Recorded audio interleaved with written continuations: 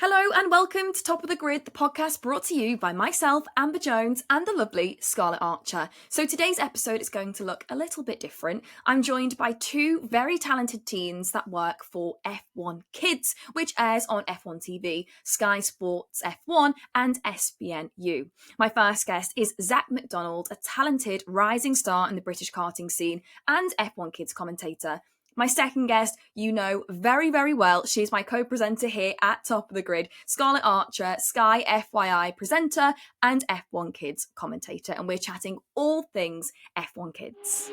So Zach, tell me a little bit how you got into this industry. So you're also a karter as well as a broadcaster and commentator for F1 Kids. Yeah, that's correct. Actually, I got into karting because my dad loved cars always, but it was quite a funny story. It was actually, I was in a church hall for a birthday party, and it was a karting birthday party. But unfortunately, the karts were not as fast as I would have liked, and I think my dad could see that in my eyes as I was going along. So he decided the next day to take me to a proper track, and I then went to the track and decided to go in a practice session in little karts. It was very young, 6 years old maybe.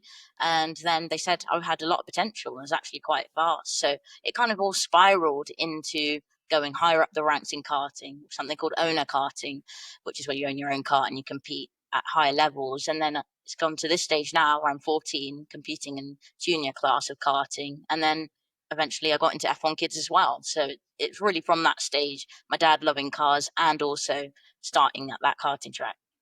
So with the karting, was it, I want to be a racing driver? Was that the goal when you sort of first got into it? And when did that moment happen for you? You're like, I want to take this seriously.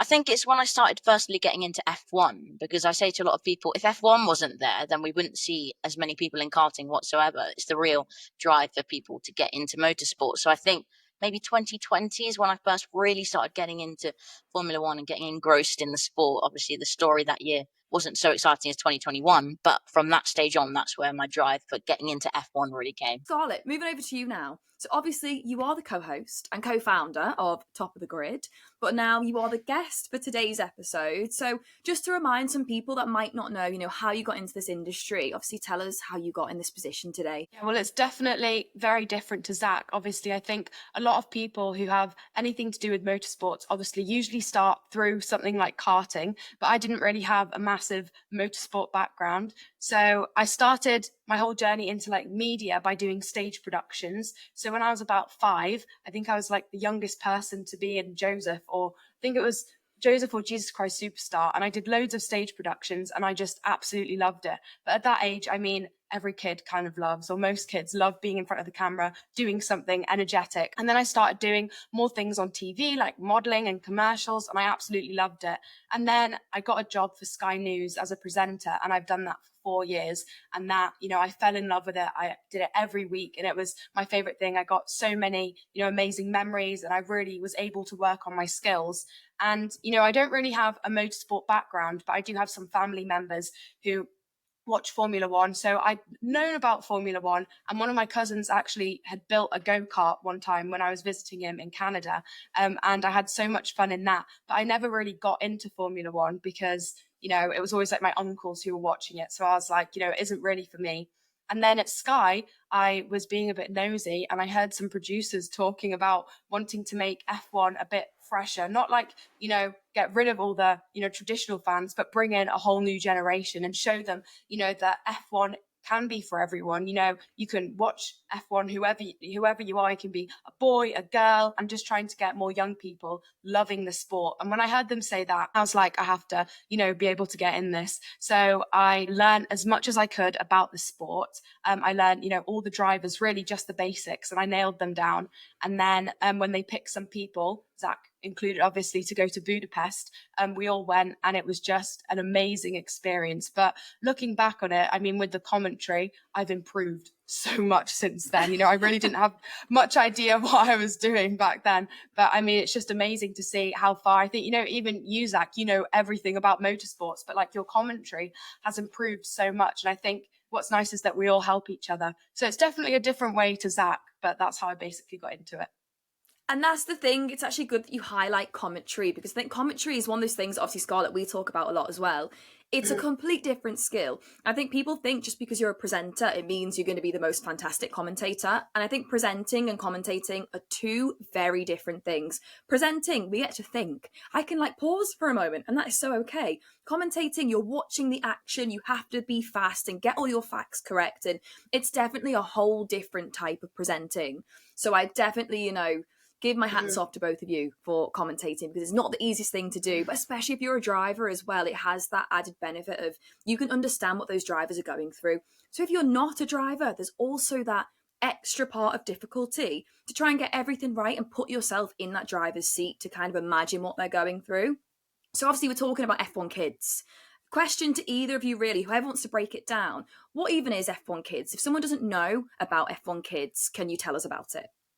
I think we should both answer this. I'll go first because I was already talking. No So F1 Kids, it's basically just F1 for kids, but I don't think it's like made like babyish, because we've been told that lots of adults watch F1 Kids. Yeah, like lots of adults watch F1 Kids. It's the normal broadcast, and I always get comments online like, do they cut out certain things? But they don't cut out anything. Like, we see exactly what the normal F1 TV broadcast sees, and we commentate in the same way. We just try and explain things. And if there's something that we're confused about, we voice that. So if I don't understand something, then I might say, oh, Zach, can you explain that? Because there's going to be people at home watching that don't understand. So it's just the normal broadcast, but I think it's more fun, to be honest. I think it's a lot more interesting because we have like animal cameras. So, the national animals, and we have dancing drivers. There's so much that makes it really interesting. And there's lots of VTs, which is really fun. And, we do things like guessing how long the pit stop is going to be. So it's normal F1. It's no different in the race. It just looks cooler, in my opinion, because of all the graphics. Like, we have mini avatars of the drivers, and it's just fun. And it's like a conversation as well. Like, I feel like I'm learning something from everyone each time I do it, because, I just say when I don't understand something, and there's always someone to explain it or help out. I mean, Zach, I think you can maybe agree with pretty much that. Yeah, 100%. I think you're correct. I think F1 Kids is just allowing kids. It's such an overwhelming sport if you're just starting to get into it, and especially for younger children who might not understand those technical terms that we use, like DRS or ERS. A lot of the things that people that are seasoned in the sport will 100% understand, but these young kids won't. So I think it's all about explaining this to them, making it more family friendly for those kids coming into the sport, and just explaining things that people generally won't know. So I guess in terms of the technicality of it, because like you said there, you're not dumbing it down, you're probably just not going in depth with some of the technicality. How do you change your commentary for an F1 Kids broadcast? I think you make it more conversational. The normal broadcast is very high energy, and you see it very switches. It's got a good flow, but they switch between commentators quite often. Between us, it's asking questions about the sport. Obviously, we are 100% commentating on exactly what's happening, but making it so that when we are commentating on what's happening, we're explaining. For example, when the safety car might be in the lead, we'll explain to the kids what the safety car is, how it shows that the safety car is going to come into the pits, and why the safety car comes out, stuff like that. So it just makes it easier for them to understand and listen to the conversation as well. I think it's just more relaxed, but still very exciting, and sometimes we get very loud.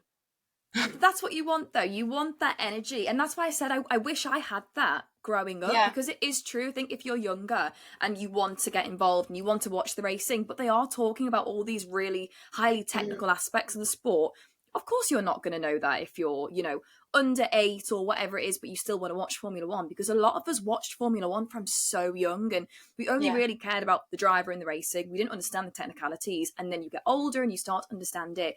So I think it's an amazing platform. And Zach, how did you get to F1 Kids? Where did that come from? Yeah, well, basically we did the F1 Juniors broadcast first with Sky, and my mum saw a billboard about the F1 Juniors, and I decided to go for a bit of basically an interview, and they said I was exactly what they were looking for, and then I was able to get into the F1 Juniors broadcast, and then we were really dropped into it as people that didn't know exactly what they're doing in terms of the commentating space. We got to interview drivers like Sebastian Vettel and Lewis Hamilton as well, and it was a really overwhelming experience, to be honest, but I absolutely loved it. So it started in Budapest with the F1 Juniors with Sky Sports, and then it went to F1 Kids broadcast, which has now been going for 3 years. And that's what I just thought about recently. me and Scarlett have been commentating together for 3 years, so it really has been a journey, but we've got I really didn't good even now, actually. realize it had been 3 years. 3 years. Oh my gosh, that's so long. And when That we is first crazy. started, I was taller than Zach, but now he's taller than me, which is disappointing. So much has changed in those 3 years. It's honestly such an amazing opportunity. Talk to us. You mentioned Lewis Hamilton, Sebastian Vettel. Talk to me about some of those moments when you got to interview them. I mean, Zach, I can see you interviewing Lewis Hamilton right behind you there. Yeah, well, to be honest, when I saw him came out, there was a bit of a crowd behind and they were screaming, and my heart was beating through my chest as soon as he came out, because he was like literally my idol. Is he exactly the person that I had always wanted to meet, and I'd always watched every interview with him, and getting to meet him was an absolutely brilliant experience. And I actually have a story about meeting him where I was just 12 at the time, and he gave me the steering wheel from his car.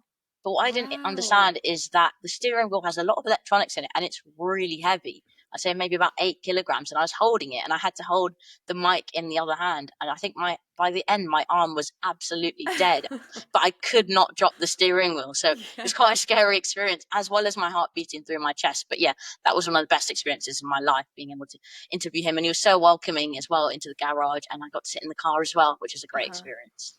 That is such a lovely story, and I can obviously imagine your heart beating out your chest and how nervous you would be to interview your idol. But how did you overcome that? Was it just once you started the interview, it all just calmed down?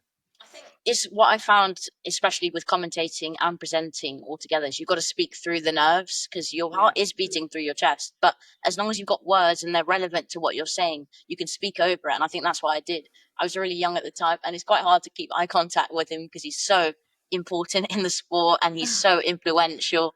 But yeah, I think you just got to speak through the nerves. That's the main thing. Scarlett talked to us about interviewing Sebastian Vettel. That must have been just, again, mind-blowing experience. Yeah, I mean, it was amazing. I expect, he's a 4-time world champion. So I kind of expected him to come in and be, have a little bit of an ego. But he came in like an hour early with all of his kids and his wife. And the kids were sat on the floor, like colouring in something. And his wife was just walking about talking to people.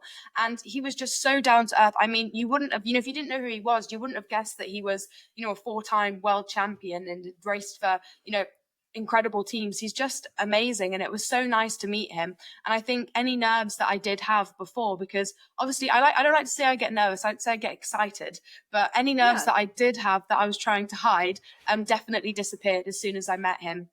But I do think that, from all my experience presenting, I've learned kind of to, every celebrity that I meet is literally just another person. They wake up in the morning, brush their teeth, do everything that I usually do. They've just, done really well at specific things. So, you shouldn't treat them any differently. And, they're no different than you and I. They just are really good at something particular, and that's amazing for them. So I always think that they're just a normal person. There's no need to be nervous.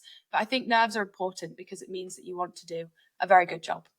Exactly. And they do say, obviously, the science behind being nervous, that your body's going through the same things as when you're excited. You also worked with Ted Kravitz, didn't you, Scarlett? Oh, yeah, that was amazing. I loved that. And he actually came up to me with his bib on backwards, but I didn't notice. So we did the whole interview like that. But that was amazing. And I think in Budapest, a couple clips I did went viral. And I was just like scrolling on my phone at night, and I'd see all these things on TikTok. And I was like, oh my gosh, I had no idea. But Ted Kravitz was amazing. Really down to earth, isn't he? I think most of these characters in Formula One, you think that drivers, especially of the caliber of these F1 drivers, have a big ego, but you find that most of them are so humble. And you're like, wow, I was expecting you to be, I don't know, more of that celebrity sort of, don't talk to me, I'm too busy. But they all are really lovely people on the grid. I think that's what I say to a lot of people that don't really know too much about Formula One. A lot of the time, the drivers are so lovely and they take the time to talk to fans or to get to know the journalists. I was at Silverstone, obviously, recently, and Ocon came out, and it was quite late. There's like a few fans waiting for him, but not that many because everyone's sort of gone back to the concerts or gone home or whatever it is.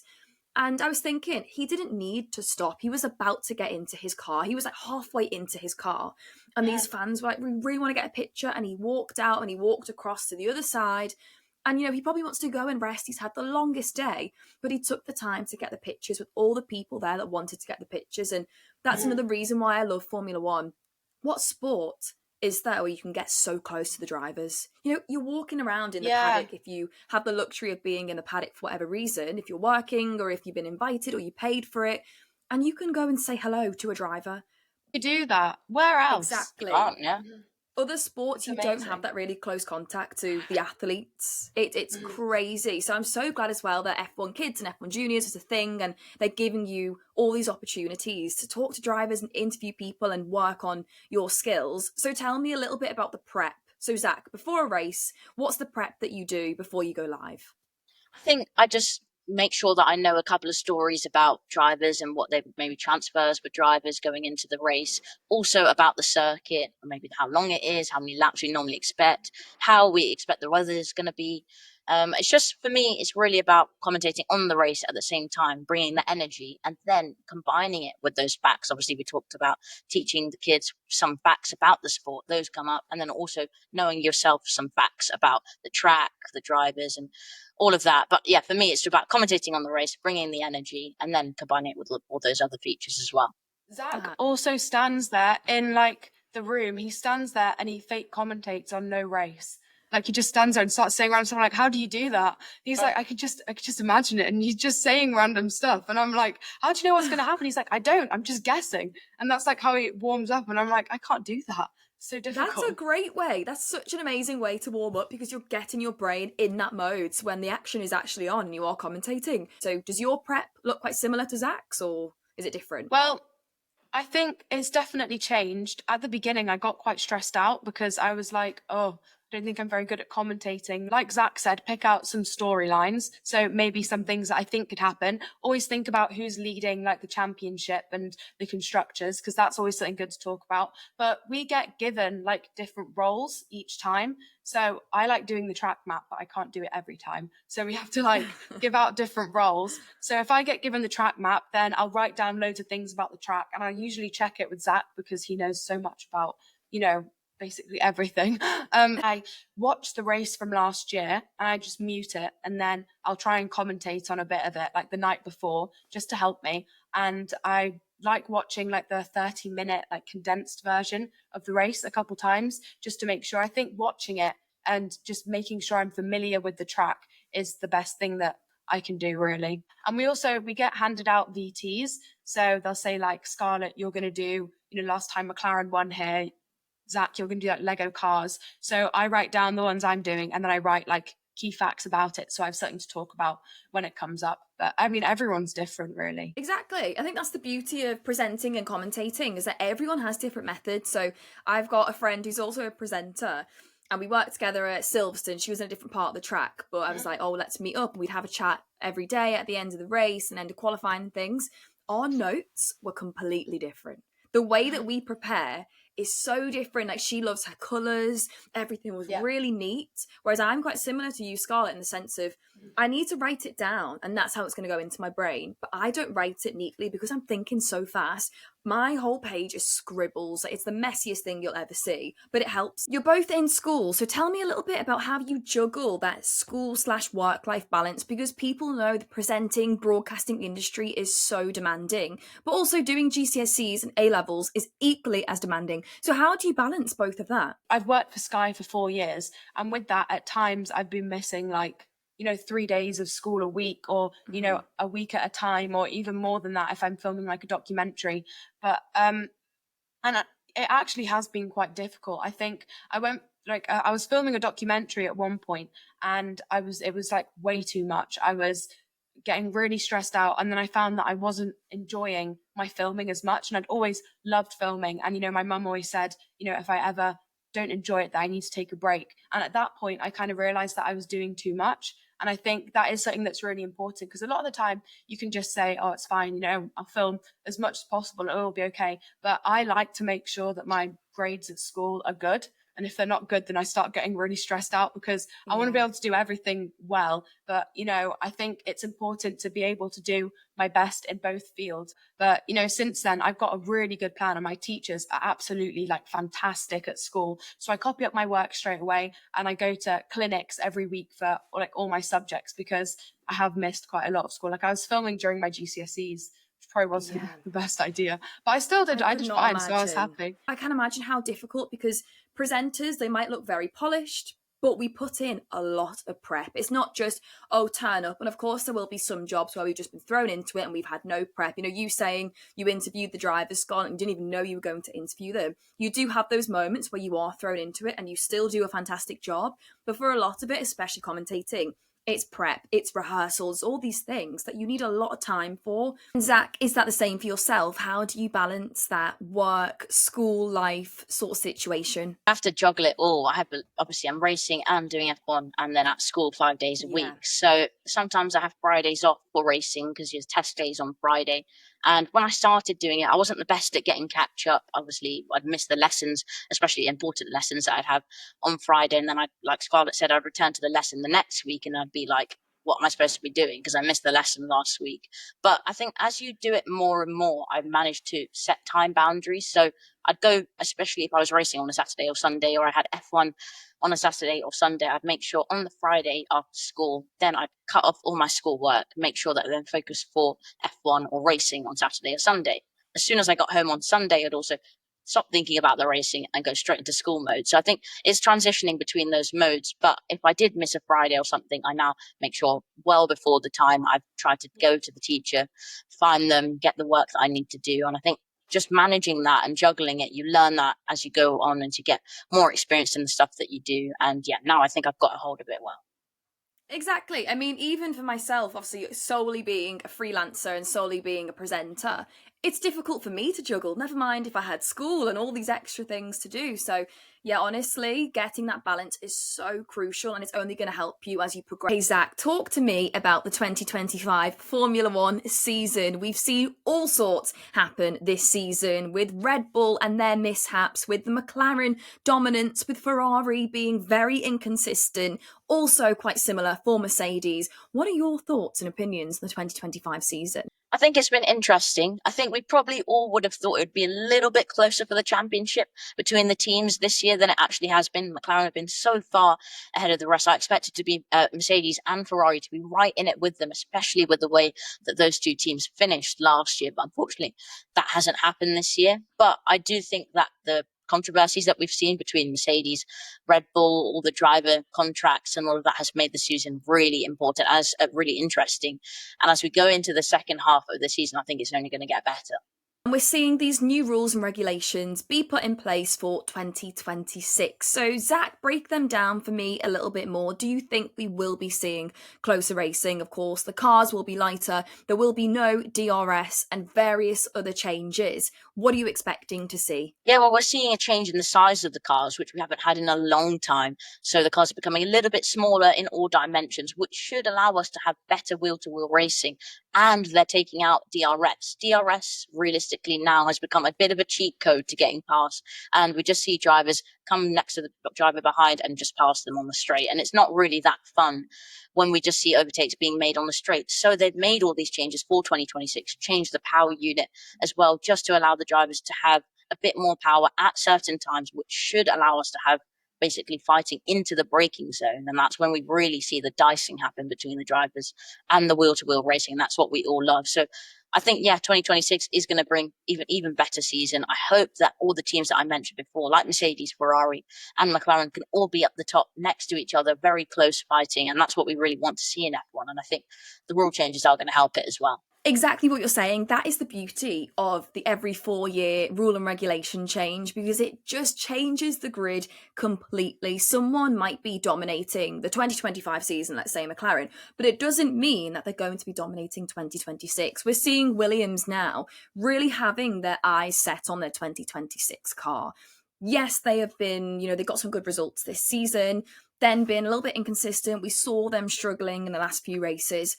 So they really are putting all of their focus on 2026, but it doesn't guarantee they're going to have a strong season. So I cannot wait to see what happens next season. Okay, so last question for both of you. How do you see F1 kids sort of shaping the future of Formula One? I hope we're bringing fans into the sport. I think we don't really see very young fans. You might see a couple of 4 or 5-year-old, maybe 6-year-old children in the grandstands or even watching the races at home. But we don't, that's kind of through their parents. We don't see that because they have a real I guess, magnetic feel to the broadcast. And I think that's what F1 Kids needs to bring. We're really hoping that young fans are enjoying the races through the way that we're explaining it to them. And I hope it's shaping a new generation of fans into the sport as well. I completely agree. I think also, as a female, hopefully inspiring more girls to get into, not just karting. It's always, talk about more girls getting into karting, which is amazing, but, getting more female commentators, or just, girls feeling like they can have a role, whatever it is, within the motorsport world, whether that is Formula One or something else. But I completely agree with you, Zach. I think, sometimes young people might watch, the normal F1 broadcast, and it can turn them away because, it's quite overwhelming. I know the first time I properly watched Formula One, I was feeling quite overwhelmed. So hopefully, inspiring, not even just young people, older people wanting to get in, but finding the, normal broadcast a bit too overwhelming, just inspiring more people to watch Formula One. I completely agree with both of you. I think F1 Kids is doing just that. It's inviting a newer generation of fans to the sport. It's offering different perspectives, with Zach yourself being a driver and Scarlett yourself being a fan, being a very talented presenter and moving into a commentary role. I really think it also adds that extra bit of youth and freshness that F1 definitely needs. It's a perfect platform for yourself as commentators and journalists, but also for the fans and spectators watching you. So thank you both for being on the podcast. F1 Kids is a fantastic platform. Definitely go watch it when the races are on. And thank you so much for listening to Top of the Grid. We will see you on the next one.